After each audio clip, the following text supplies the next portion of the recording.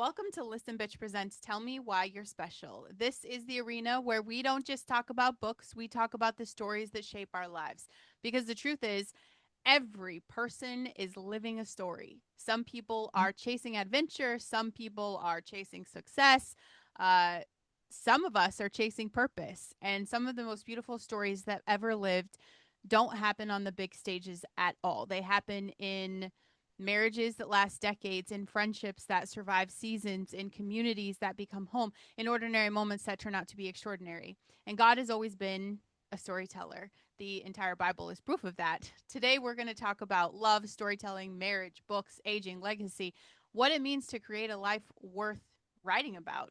Today's guest is Susie Gooch, author of the Carrington series. She is a former educator, a lifelong reader, and a woman whose love of stories has shaped both her life and the lives of countless readers. Susie, thank you so much for coming into the hot seat today. I'm excited for the conversation. When you look back over your life, what chapter almost didn't happen but ended up changing everything for you? Oh, it would definitely be teaching. Ah, I did not go to school to be a teacher. I actually went to school to be a writer. I had every intention of going to law school. Um, if you had asked me at my high school graduation or even through college, what are you going to do? I'm going to be an attorney. I'm going to be an attorney. And instead of going to law school, I went to labor and delivery because I'm one of the, like I feel like you just gave my whole life story in that intro with, ah, I met my husband on a blind date at 16. And I ended up he's 4 years older. So he was out of college. We got married. I had a baby. And so I started following his career. We traveled all over the world. And the only reason I became a teacher is my oldest son had learning disabilities and he wasn't learning in school. And my husband is very intelligent. I did well in school. I'm dyslexic, but I still did well in school. And I didn't understand like why he wasn't learning. But I did know that the teachers weren't teaching him. That I knew. I knew yeah, that they weren't connecting with him. yeah, And so I made the decision that, okay, I've got this child that probably needs to be homeschooled because he's not learning at school. But if I'm going to homeschool, I want to be a certified teacher because, I mean, he needs the best of the best. So I certified in case I had to homeschool him. I never did, but I fell in love with it. I found my calling in life. But that would have never happened had my child been learning. I would have yeah. never done I love that. As a homeschool mom, I never did the certification, but we're making it. it. So Mhm. it's out there. What did because you grew up in the South. What does growing up in the South teach you about people? Um, well, it teaches you a lot of good things, some of the not so good things. Yeah. Some of the good things you learn is family. Family is very important in the South. And I holidays were all about your grandparents going to the grandparents' house, aunts and uncles. And even though I'm from a small family, I mean, we were very connected. Um, everybody, you protect each other. You go to church. Church is really important in the South, really important. You are part of the community. You show up. I hate to say it, but there's a truth to the fact of a Southern belle is expected to get up and do her hair and makeup every day. I Ah, mean, there's a piece of that that's just true. yeah. And if you're that and not and that it's changed a little bit. I don't think there's as much put on people today as there were when I was in high school. But you didn't go to high school without your hair and makeup done. You Yeah. just didn't do it. And the some of the not so good things about the South is we're really good secret keepers. Oh, I don't know if you've ever seen the movie Sweet Home Alabama. I did see that. Okay, so there's a scene that's so quintessential Southern in the diner when the at the end when the lawyer comes in and he needs to talk to Miss Carmichael Hmm. and she says, what do you want to see her for? And he says, I can't tell you. And she goes, well, we can't help you. Yeah. And it was so true. I mean, at that moment, they circle the wagons. And that is what you'll find in a Southern community because they tend to be smaller and we know each other's business. Yeah. So we'll circle against the outsiders. Now, we might infight between ourselves, but we will circle for the outsiders. So Yeah. that's part of being Southern. And that all shows up in my models. I love that. And I feel like a part of me was meant to be Southern because the hair and makeup, I can't, it's not, I'm not Yeah. doing anything without it. So I love that. And the, okay, so a blind date at 16. Uh-huh. I think that's awesome. Marrying your high school sweetheart. Speak to my audience. What is something that nobody tells you about making love and a relationship last? What are you guys, nearly 40 years? I think your Mhm. bio said. Yeah. Yeah. We've been together since 1983. So it's 43 years and it'll be 40 years, 39 years married. Um, well, it's if you go, the title of my second book is called The Non-Negotiable. Okay. And I put a lot of my early marriage into this book because Ella's only 19 when she gets married. Um, and that was kind of the thing. That's another Southern thing. Divorce is really not okay in the South. It is today. It wasn't 40 years ago. Yeah. But I remember my grandmother sitting me down right before I went down the aisle. And she said, "We will leave right now if you want to leave. But when you walk down that aisle, you're done." That's it. And my grandparents were married for 60 something years. My parents have been married for 62 years. They're still together. My husband and I now 39 years. So there was that expectation as well. So you don't get to give up. You have Yeah. to keep fighting. Yeah. The second thing is, and I think this is the hardest thing to do, is that you can love somebody you don't like. Yeah. You're not going to like your spouse every All the day. time. You're just not. Yeah. But you're gonna have things about them that you don't like, that you're never going to like. Yeah. And you have a choice. You have a choice. And that's the thing. In marriages that fall apart, people stop feeling they have a choice because they're not being seen or seeing heard. No, you have a choice. Here's your choice. You can choose to accept it the way it is and live with it, or you can take yourself out of that situation. But just know that there are going to be good and bad to whatever you choose. And Yeah. that's kind of a grown-up moment in your life when you figure that out. Yeah. A good example of my marriage is my husband is a massive golfer. He is going to play golf on Friday, Saturday, Sunday, every Friday, No Saturday, matter and what. Sunday, Mm-hmm. no matter what. If it's not, and I mean, if it's just sprinkling, he's playing. But if it's not a tornado, he's playing He's golf. playing. And I spent a lot of years mad Yeah. because he traveled Monday through Friday. He was a traveling salesperson. He was out on the road. It's like you just got home. Now you're going to go play golf. Yeah. And I had to come to a point where is the golf worth my marriage, or can I let that go? And I had to sort of life is an economy. I had to decide what I could put up with Yep. and what I couldn't. I never worry that he's going to cheat on me ever, Yeah. never, not one time. And your listeners might go, "Oh, well, she's being naive." No, No. no. I've told him if you don't want to be here, you don't have to be here. Yep. And that's another thing. We have given each other that permission. Yeah. You don't have to be here. This is a Mm-hmm. choice.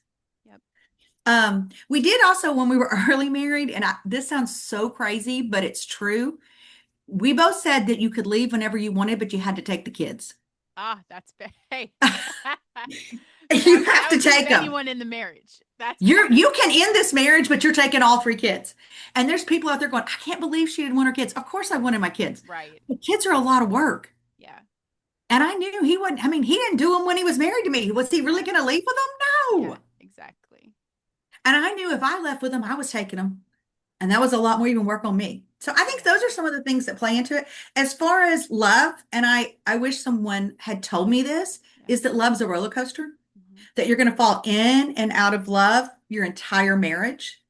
And you will never see it coming. It's like the crick in the roller coaster and it drops and you're like, "Wow, I'm so back in love with this person." And yesterday I couldn't stand them. Right.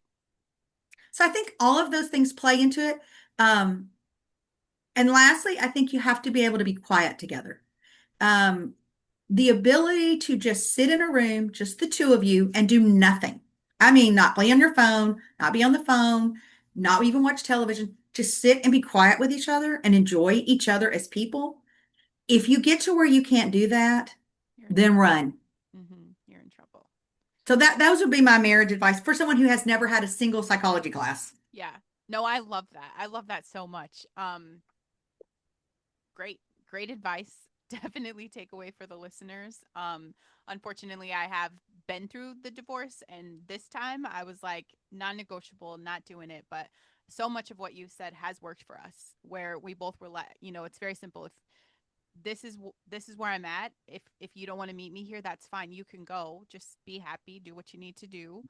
If you choose, this is what we're gonna do, and it's just been locked in. And you're right about the ebbs and flows. And I think so much is our focus. Like when we do start to get derailed, It's easy. I just watch, women focus on everything that's wrong. And I'm like, take a step back and then like think about why you're with them in the first place and what you focus on. If every day I wake up and when I start to feel that separation, I'm like, God, show me all the reasons why I'm in this marriage, and He does. Like everything your brain asks for, you're going to find the proof in that. So I think that's incredible.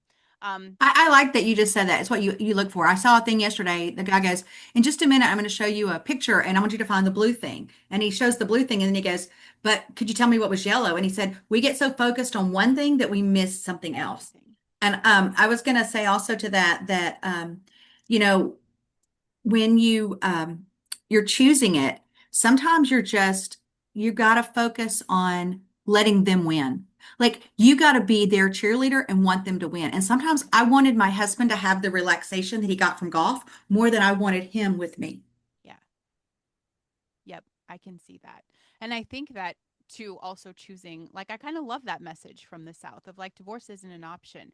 I love that because I think it's just too easy now for people to walk away and we're losing that core of family. And I think family is important. Having mom and dad and the kids in the same house, I think, is really, really important. Um, but there needs to be like a level of unconditional love. And that is, I looked at my husband, when we got married and everything he was in that moment, there's that question of like, do I accept him exactly as he is? 10 years from now, if he never changes, if he is the same person, am I okay with this? And I still process that. Hmm. And we've grown and we evolved. Like we've Hmm. changed, right, over 15 years, but like it is that unconditional love. And it's my kids taught me that in the first place. So I think just that love, taught me to be able to look at the person next to me and it's unconditional. No matter what, Absolutely. we're going to work But isn't through that it. beautiful? Isn't that a Yeah. beautiful way to live? And it's so much more peaceful. Yeah. It is. Even on the days I want to strangle him, I find it. I'm like, come Yes. on. Dig deep. You love that guy. Um no, that's amazing. Why do you think Susie, stories matter so much to the human experience? I think we find ourselves in our stories. I look back. My grandmother is was very close. I was very, very close to my grandmother, and she was a storyteller, and she shared so much of her life and really life knowledge through stories. And when I became a teacher, I discovered that the best way to teach was through story. And because when you tell a story, then the listener becomes a participant in the learning process. The hardest thing that we have in education is we have this idea that the teacher gets up there and teaches. It's like throwing spaghetti at a wall, and you just hope something sticks. Yeah. That doesn't work. We know that doesn't work. If that worked, then computer education would work. We know it doesn't work. Nothing else from the pandemic. We learned that sticking a kid on a computer doesn't always work. Yeah. What works is a relationship and a two-way reciprocal, and that is what a story does. A story takes you into that moment, makes you a part of the moment, and then it changes your emotional DNA. Yeah. And then it becomes then you have an ownership in it. Same thing with learning, same thing with love. I mean, all of these things in my life, I think work that way. Yeah. And so for me, you have to almost be a storyteller first before you could ever be a writer or a teacher or even a doctor. I mean, I think our stories, and think about cave paintings back in the beginning, like the Aborigines, they told stories because it was a way to share history, but it was also a way to share life Yeah. and to give meaning to your life. Yep. That's the whole foundation of the show, is because so many people, and this is my frustration, so many people are sitting on their stories. They're Mhm. sitting on their stories. They're sitting on the magic of what could launch them into their potential, and they're keeping it to themselves. And that one thing, Susie, there's something in your life that you shared that changed the trajectory of someone in your life. And I think that's a big responsibility. Like it's almost a stewardship to share the stories, and no matter how messy they get. um and I think parenthood is kind of one of them for me. I have, 6 kids, and my youngest is 7, my oldest is 24. My two oldest just moved out a year ago, and it has been such an insane process for me, because my mom signed her rights off when I was young, so I didn't have an example. I don't know what it is to parent a 24-year-old at this point in time. What's the biggest lesson that you have learned from raising your children and watching them become adults? Well, I will tell you, and I mean this with my whole heart, that it is harder to parent adult children than any other time in life. So just buckle up, Buttercup, because parenting adult children is the worst. Okay. It will also make you value, and I'm lucky because I still have my parents. I'm very close to my parents, but it made me a better daughter having to parent adults. And here's why. I remember my kids are 3 years apart, all the way down. And so I had a kid in college. I put her in a stroller and took her to class with me. I mean, she and I against the world. She was 38 yesterday. And then 3 years later, I had her brother. By that point, I'm a stay-at-home mom. And he was very sick, so I spent a lot of time just at home. 3 years later, after that, I had a third one that was sick, and we were moving every 2 years. So, you know, while you would think that would have been the hardest, right? No. Here's why. I had all the control. I got to make the decisions. I got to direct their directions. I got to impact their lives. Now, here's what I am. I am the person who has to see them heading for a head-on car crash emotionally every day, making terrible decisions. And all, if I say anything, it's mother. Exactly. So, and then I got to stand there with my mouth closed, waiting to pick up the pieces. Yeah. And so I will tell you that I think that's the hardest thing in the world to parent an adult child because you never ever will be as happy as you will only be as happy as your most unhappy child. Yeah. So you've got six, so you got a whole lot of unhappiness True. to work through. And I mean, it's got to be like splitting plates. Yes. And there is a point too, as an adult child, that you have to emotionally let them leave the nest. And that's Yeah. so hard. I will tell you that um, all of my kids left Searcy, this little town that we live in, and they all came back. They all live within 2 miles of me. I have four granddaughters. Oh, My parents also moved here because they need help. So I'm sandwiched between helping care for my family, my parents, and helping with my grands. yeah. And it's an honor and it's a privilege, but it is exhausting. Yeah. And but it has made me a better person because I wanted to go back to something you said about families and two parent homes. When I first started teaching, almost every kid in my class had two parents. Yeah. The time I stopped teaching, when I left education 23 years later, a very small minority had two parents in the same class. And so, in fact, a large majority of the kids never even had two parents. Like their parents never married. They maybe even didn't even know who their parent was. Yeah. We have a lot of that. We have a lot more kids that are in foster care systems. We have, I mean, just the trauma that Yeah. children have lived through in the last 10 years. It's mind-boggling. It's mind-boggling to the level of trauma. And educationally, to try to explain what that does to a child, Mm. people have no clue. You know, when they throw these things up and they say, "Oh, we're not meeting we're not doing what Denmark is doing or whatever." You're right. You know what Denmark does? It gives them a year off when they have a baby. It Yeah. pays for all this stuff. And they have this many people and we have this many people. Yep. And we're not addressing our mental health issues in this Nope. country. We're not, there's so many things that play into that family dynamic. Mhm. And as an educator, that was one of the hardest things. And so I made the decision. I actually, this is what I would tell my kids day one. I'm your school mama because they Yeah. needed one. There was a lot of kids. The only mama they got was me. I was the school mama. Yeah. So I'm going to have breakfast for you if you need it every single day. Come to my room. You don't have to be my student. You just come here. They would bring kids in from other classes. I'm going to feed you. If you're hungry during the day or it's going to be snowing, I was sending because I knew we were going to be out for 4 days. Because in the South, that's in the South. It snows, we shut down, sister. Oh We yeah. shut down. And so you have kids that wouldn't have any food. Yeah. Okay, they're going to have nothing. So you had to have honey buns. You had to have snack bars that you could just throw in their backpack. Yeah. And we had drawers, and the kids knew. In Arkansas, we have a rule you're not allowed to give food to kids. So my first vocabulary lesson was always the word discreet. Mhm. Discreet means if you're hungry, there's a drawer over there. You don't raise your hand. You don't call attention to yourself. You quietly go over there and you take whatever you need out of that drawer Yeah. and you stick it in your backpack and you walk out. And I would have kids that, because they had to build that trust.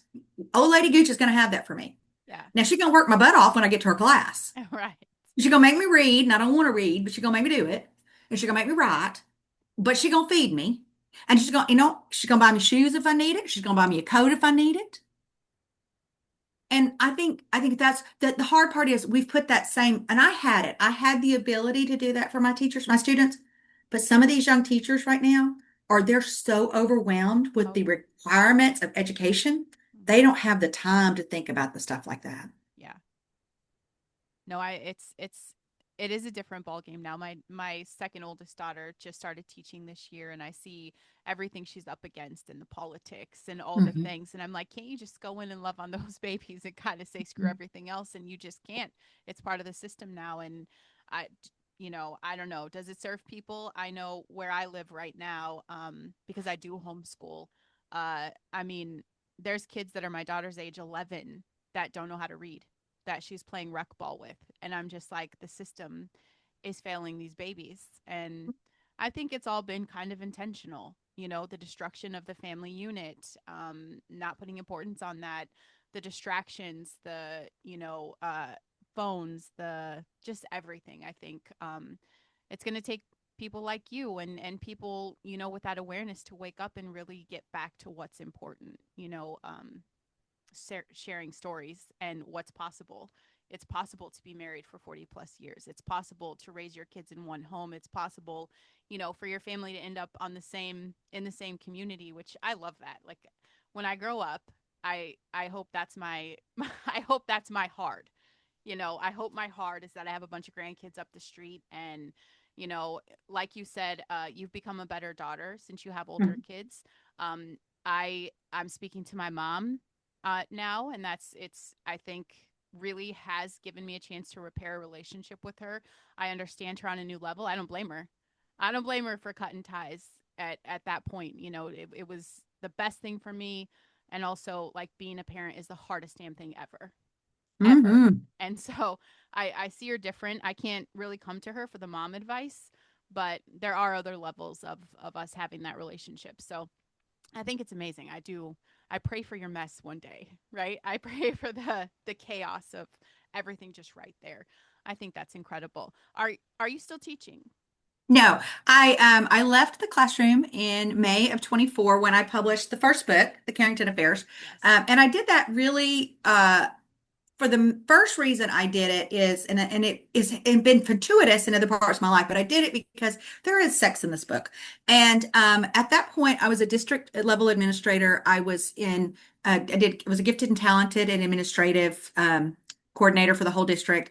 I was a test coordinator. I was ESOL coordinator. I was ALE director. I had all these different jobs.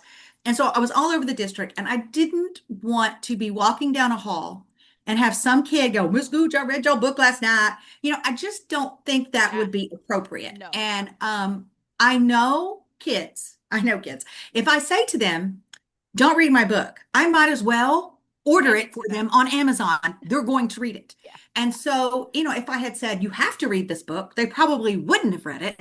But then I would be in trouble in front of the school board. You told them they had to read your book. Yeah. So, I just made the decision, and you talked about if there's a part in the Bible that teachers are sort of held to a higher standard. Yeah. And so I decided to move to that, to just leave. And I retired. It worked out really well because my son that had learning disabilities is Mhm. now permanently disabled. He has really some pretty serious mental health issues. Mhm. My dad's severe Parkinson's, my mother's had brain bleeds. My daughter is compromised, has a compromised immune system. So I have a lot of people that need help. Oh yeah. And I want to be there. I want to be there with my grands. And I wanted time to write. I mean, when you Mhm. decide to become a writer at 60 years old, you don't have a lot of time No. left to pump it out. So Mhm. I try to write every day. I love writing every day. I have to be honest, I hate the editing because I am dyslexic. Yeah. I don't see the mistakes, and then it's so embarrassing to me if someone finds them in my books because I Mhm. couldn't see it and my brain just doesn't. And I think that's part of why I was a good teacher and I feel like I was a good teacher because I had to break it down. My mother was a reading specialist and she helped me learn to read. I think I was probably eighth grade before I really learned to read Yeah. well. And I'm a fantastic reader now. I can say that. That's not boasting, that's just honest. Yeah. Um, but the brain has to be trained. It Mm-hmm. doesn't naturally read. We have to train it to read. And so I learned some easy tricks to really help kids learn to read and some resources and scaffolding to put in place to help that. I believe everybody's a reader. You haven't found your book yet. Okay. Yep. Everybody's got a genre. You just hadn't found it yet. And so I'm not one of these that everybody has to read the classics or everybody has to read fiction. It might be nonfiction.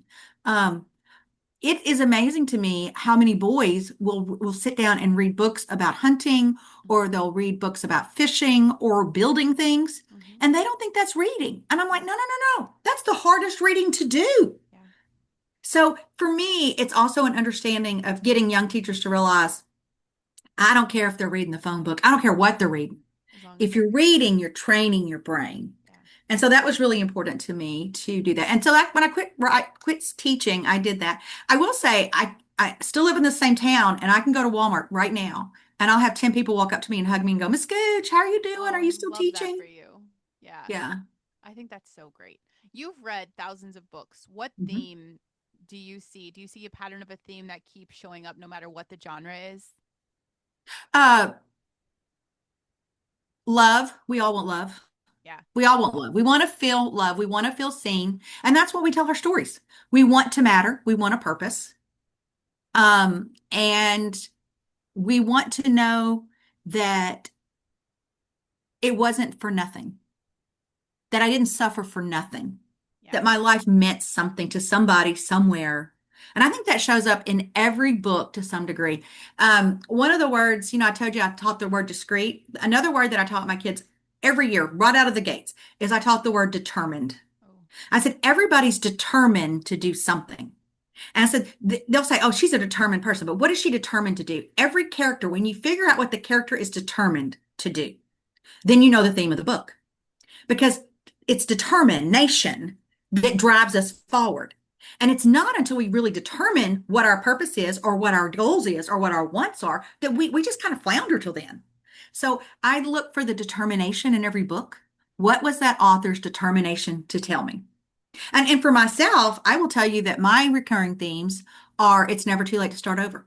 uh, I think that my greatest fear is that at some point I'll just sit down and say I give up. And that's when people die. That's when they die yeah. emotionally. That's when they die spiritually. And it doesn't matter what age you are. I've seen young people so beat down by life that they just emotionally give up. Yep. And they have a long haul to claw back out because they can't find their determination. You called it earlier their why. Yeah. You got to know it. Yeah. What inspired you to set your novels in your hometown? Oh, I love my hometown. I moved here originally in 1998 from London, England. I told you we were moving all over the world. I wasn't kidding. Yeah. Dallas, Memphis. Wow. Um, we've lived so many places. My husband's business was moving us. And we moved here and I just fell in love with this little town. It has the best quality of life. It is the one place in the world where you can make less than six figures and have a three-bedroom, two-bath house. Uh, Safe, free public education that's fantastic, mhm. a good community support, wonderful hospital, wonderful doctors. I mean, you tell me how many places in the world you can get that for less than None. 6,000, six figures. None. My friend who's a teacher, she makes probably, 50, $60,000 a year. She has a gorgeous brand new three-bedroom, two-bath house, I a new love car that. that she pays for herself because the cost of living here is nothing compared to the big cities, but it's safe. I mean, you don't worry here that we don't have the crime here. We have people looking out for each other. And so for me, we actually left in 2001. We moved to Memphis and my at 6 months, 9 months in, my husband said, well, they're going to make a change. We can move anywhere we want, or do you want to stay here? And I said, I want to go back to Searcy. I want my kids raised in Searcy. And my kids wanted to come back. And so, like I said, they've all come back. They all left saying, I'm never coming back. I'm getting out of here. I'm here, big lights, bright city. And every one of them came home. Every one of them's brought their husbands, their spouses, their wives right here. And then they live here. And I think that is part of it. The other thing is, I am a believer in write what you know. Cersei's a part of my story. And so I know those feelings. I know those emotions. I don't have to manufacture them. They're authentic. Yeah. And I think a reader can spot that right out of the gates. If you're writing about something you don't know anything about, it is so clear. Absolutely. I Because very much, you got to be vulnerable, right? Like that's the connection of the vulnerability, and you can't be vulnerable what you don't know. yeah, because you're manufacturing it. You Hmm. know, you got to kind of fake it, and people can see through that. I love that. What has writing taught you about yourself? Mm. It has taught me that if I don't quit, I can accomplish what I want. That I have grit. That I can't do it by myself. It's going to take more than me. Um, it has taught me that I actually do have something to say to the world. Um, when you're in the middle of a 40-year marriage and you're raising your kids and all this, you don't sit back and go, "Oh, I've got a wealth of knowledge on my shoulders. I could give some good advice." You don't think that. You just think I'm surviving, like I'm making the best I can every day. Yeah. And then you get down the road a little bit and you realize, like I'll read something that I read and I thought, oh, that's pretty insightful.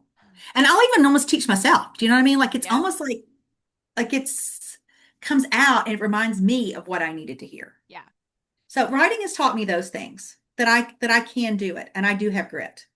I love that. And that's kind of what podcasting is for me. It's everything I go through, and then it teaches me so much because I'm like, man, it's easy to say this to people and I hold myself accountable. My listeners know like they're in it with me. Like they're in the arena. I don't sugarcoat it. I'm not like, podcasting's so easy and my life is so great. No. I'm getting my ass kicked like every single day. But it's that grit and it's the determination and it's the how many times are we going to get back up and just keep going because anything is possible.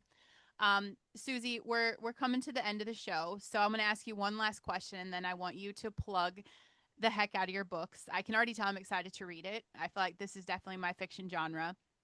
But at the end of your life, what do you want or what do you hope that people say was the theme of your story?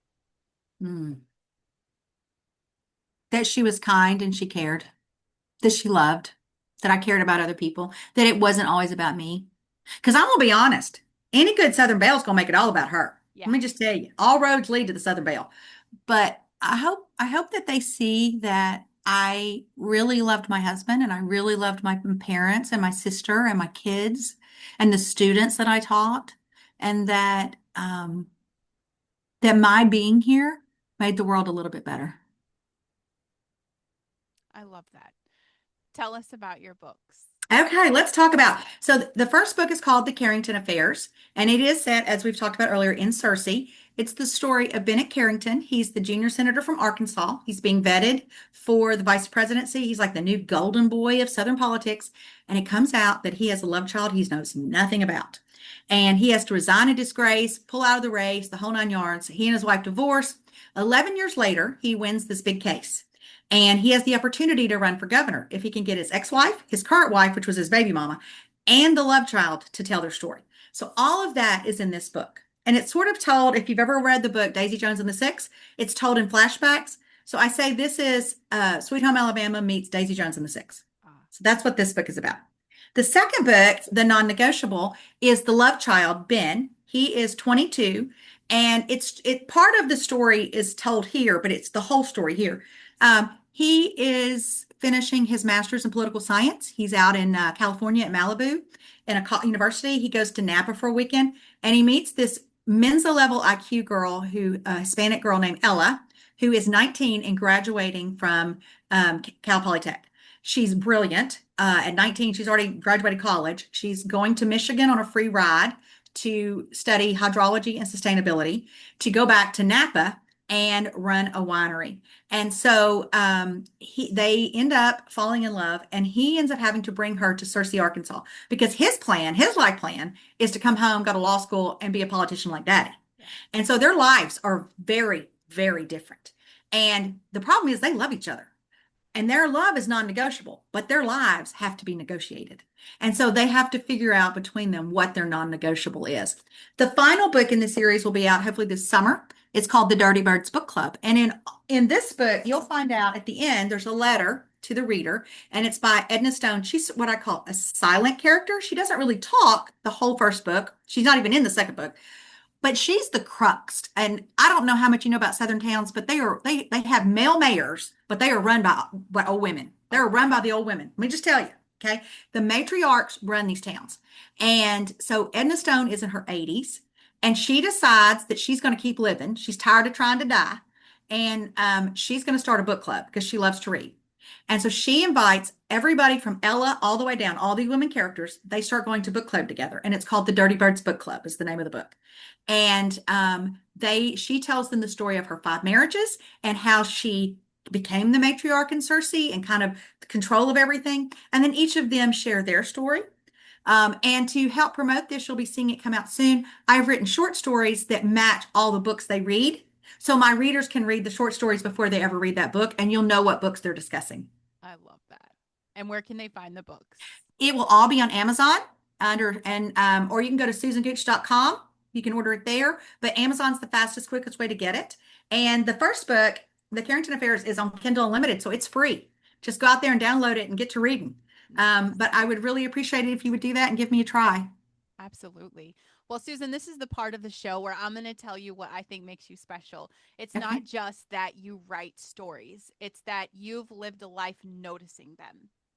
You understand that life isn't just the big moments, it's the teaching, it's the working with the kids, it's the raising the families, it's the friendships, the marriage, your small town. It's all of those lessons where all of the ordinary becomes extraordinary, and the impact that you've made spending your life helping people. You're helping them create stories. I think your legacy is going to be all about your kindness. It's tangible right now about the kind of person you are. Just your energy says a lot about this. And I think the fact that you spend your life, helping people fall in love with stories, and you're being able to be present with your family and still have that outlet of writing and creating for other people to enjoy. I just love this. Thank you for reminding people that their stories matter. That's everything I want to capture on the show. It's powerful. I think it makes you incredibly special. To everyone listening, that's the message. Your story matters. It doesn't have to be dramatic, it doesn't need to be viral. And even if nobody writes a book about it, because the people who love you, they're living inside your story right now. And someday, the things that might feel ordinary today may become the memories that everyone will treasure the most. God is writing a story through your life, so stop rushing through the chapters. Just take a minute today, and I want you just to be present. Be present in the gratitude, and remember that your mess is your message, even in the boring seasons, even in the waiting seasons, even in the chapters that you wish you could fast forward through. It's all a part of the story. If this episode speaks to you, do me a favor for Susie. Why don't you share it out with someone who needs it? Whether it's someone you know who fangirls over fiction books, who is obsessed with the South because she thinks she should have been born there and she wasn't. So she's going to live vicariously through Susie's books. Please share this out. Make sure you guys get resourced with that free book today. And if you guys are ready for the hot seat, I dare you to come tell me why you're special. Susie, this was amazing. Thank you so much. Thank you so much. I loved it. Thank you for what you said. I almost started crying Oh, because I think we forget why we're special. we do. We do.